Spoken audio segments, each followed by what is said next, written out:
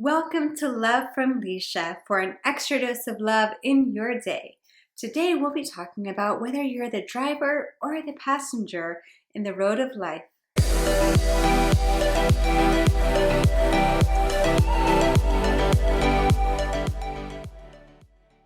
Do you tend to be more of a driver with this take charge attitude, fiercely courageous, independent? You make decisions that are in alignment with what you really want. If you are, keep doing what you do. If you tend to be easily swayed by others, where what they say you should or shouldn't do and pulling you certain ways and trying to direct your life is something that's a regular part of your experience, this video is for you.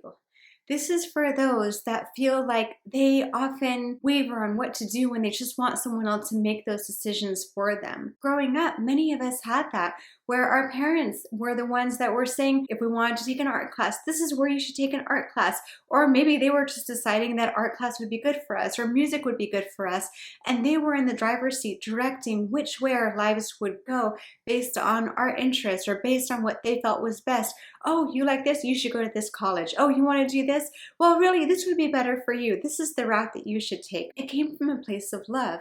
So then some of us grow up thinking being loved means that people are going to be looking out for us, they have our best interests in mind, and we can trust that. For those that have that trust and that faith in others because of their experiences that have been positive, that's wonderful.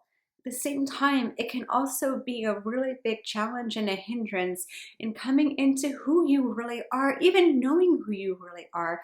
Those that have lived by what others have said they should or shouldn't do haven't really had time to think about what they want to do. What is inside of themselves that is deeply meaningful and resonant and full of a sense of purpose? What's important about that? Well, that's where pure fulfillment in life resides. That's where we wake up feeling like we have a sense of purpose, feeling like we are in control of our lives, that we own what we're doing. We can go forward confidently, knowing ourselves, knowing what we want, who we are, what that means, and how to translate that into action. That is the power of being in the driver's seat, of being the one who's behind the wheel. Now, you can have passengers. There can be one passenger, there can be many passengers that are there saying like, oh, look, that looks interesting. Have you thought about that? Or what do you think about that path for you? And then you are in the driver's seat, so you get to choose. Well, let me pause and think, is that right for me? Or is that what you feel is right for me? There's a big distinction that's important to make. Don't let those passengers become backseat drivers, because then they might as well be the ones with their hands on the wheel. You have one life to live, and it's for you to decide how you're going to live it.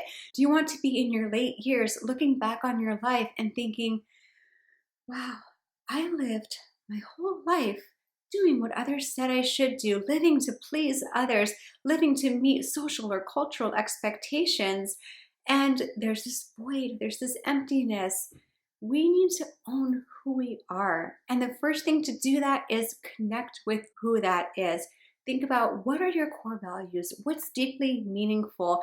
Think about experiences where you felt so in flow and so full of light and energy. That's where values were being honored. You can even make a list of what are those values? What are your gifts as a person? What do you really love doing?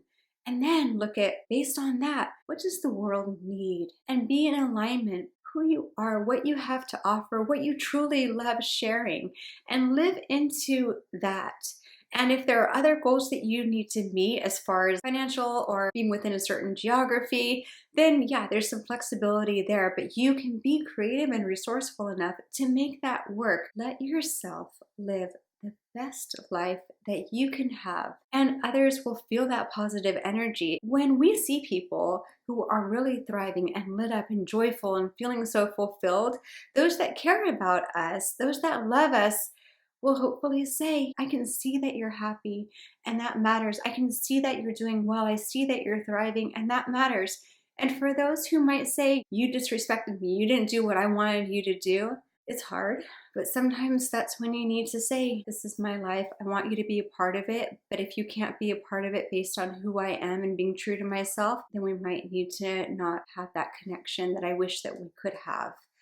And that's hard, but it's worth it. Look at people who have overcome judgments, criticism, efforts to control by others, who have risen above that. Look at how often they just feel so good about who they are, who they've come into being. Be that person. It takes courage. It takes strength. There are people that can help you bring that out within yourself. There are counselors, coaches, therapists, whatever that might be, to help you bring that within yourself and feel that you can trust that and go forward confidently. Make that happen for yourself.